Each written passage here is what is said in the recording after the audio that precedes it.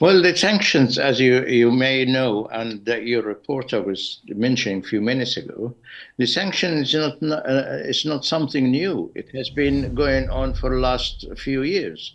They haven't worked at all because Iran found a way of selling the oil in the black market through another agents, and the agents sell the oil to somewhere else, and they load the oil in tankers in Iran and they unload it in the middle of the sea to another tanker to go somewhere else, and nobody knows where it goes.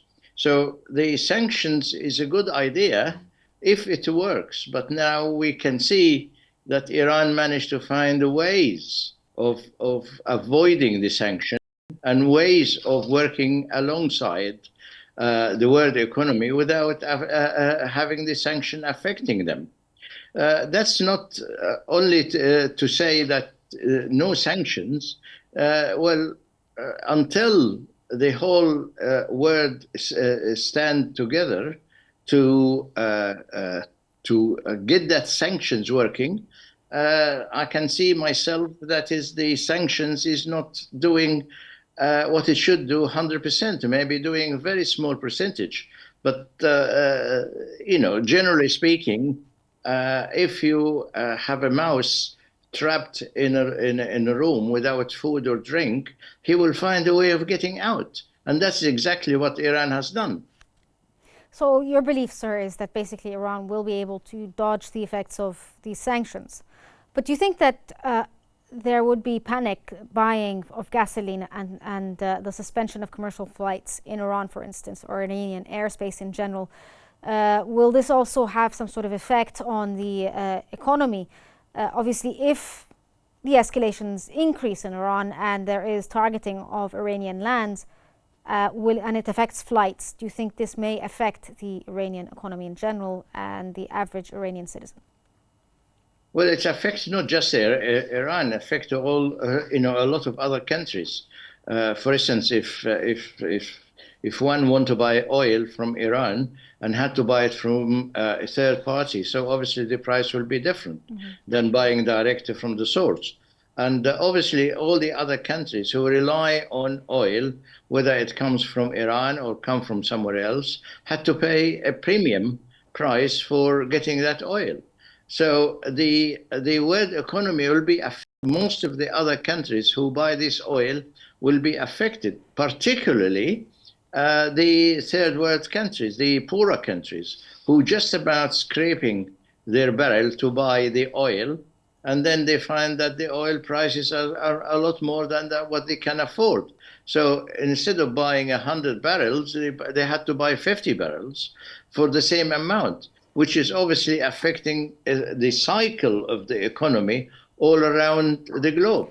Do you believe that this may also affect supply chains generally around the world and supply routes in general?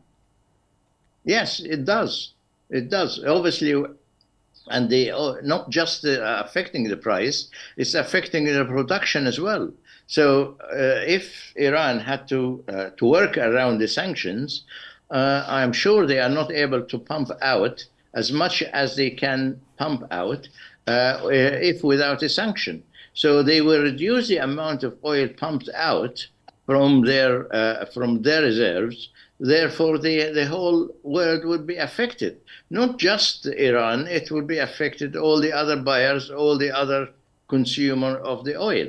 You see, the sanctions against Iran, not just because of the oil. It's sanctions against other things, like, for instance, manufacturing the weapons and the missiles and all that. And that is what the G7 intended to do to Iran, not just for the oil embargo.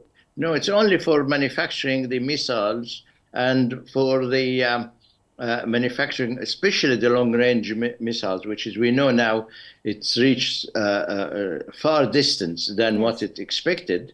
That obviously make Iran have to think twice of when they do manufacturing either weapons or missiles or any of the destructive weapons. This is Yes.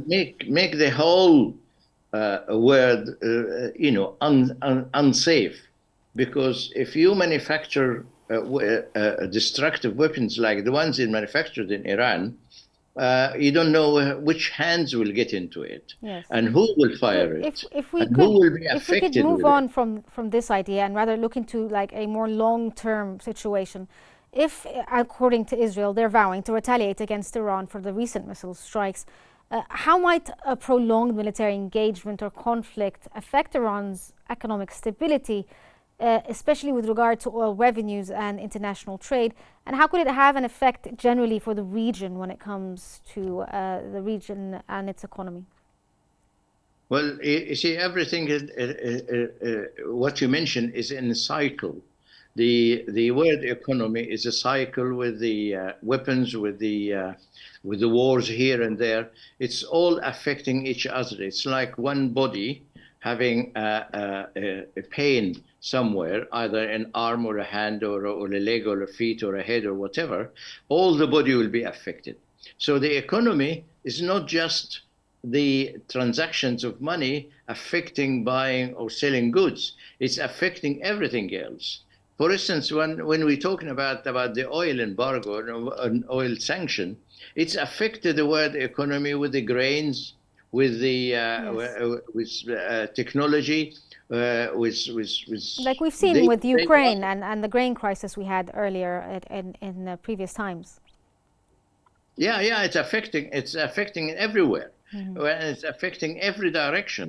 So you cannot say just when the G7 make a sanction against Iran because of the manufacturing or the oil embargo or manufacturing weapons, it's only stopped there. No, it's affecting all the other unaffected directly countries, like the ones they import oil, because they import oil to agriculture, grains, and so on.